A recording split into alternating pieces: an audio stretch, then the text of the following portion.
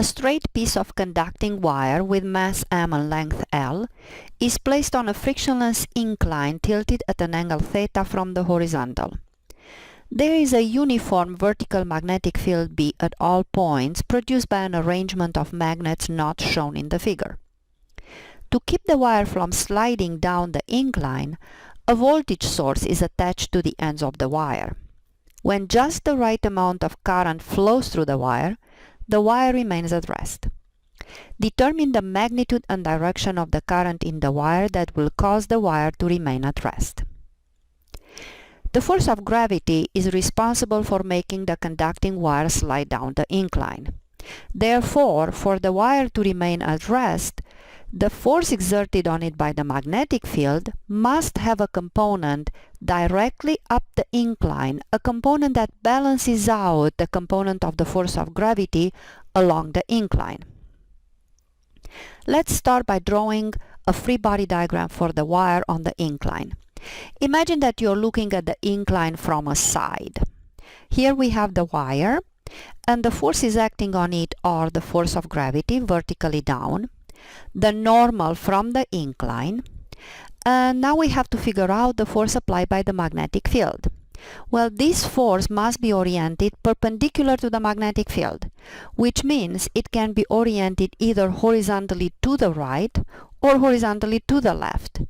But only the force oriented to the left has a component along the incline that can balance the force of gravity. Therefore, the magnetic force must be oriented to the left, and that means that the current in the wire, according to the right-hand rule, must be oriented from right to left. Now here we have the free body diagram for the wire, and we know that in order for the wire to be in equilibrium, the sum of all forces equals 0. Let's choose an x and y coordinate system such that the x-axis is along the incline, and write the condition for equilibrium, sum of all forces equals 0. The only condition that we have to look at is actually along the x-axis. Along the x-axis, only the force of gravity and the magnetic force have a component. The x component of the force of gravity is mg sine theta, because the force of gravity makes an angle theta with a y-axis. And the x component of the magnetic force is Fm cosine theta, where the angle theta is made by the magnetic force and the x-axis. And this component is negative because it is oriented in the opposite direction to the x-axis.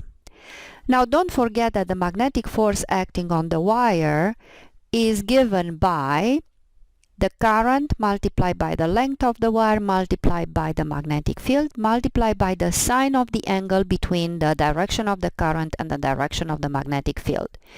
Because the wire and the magnetic field are perpendicular to each other, the angle is 90 degrees. So we can calculate the magnetic force as current multiplied by length multiplied by magnetic field.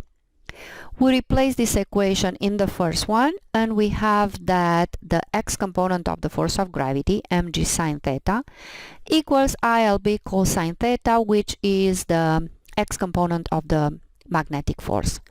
From this equation, we can find the current as mg sine theta divided by LB cosine theta.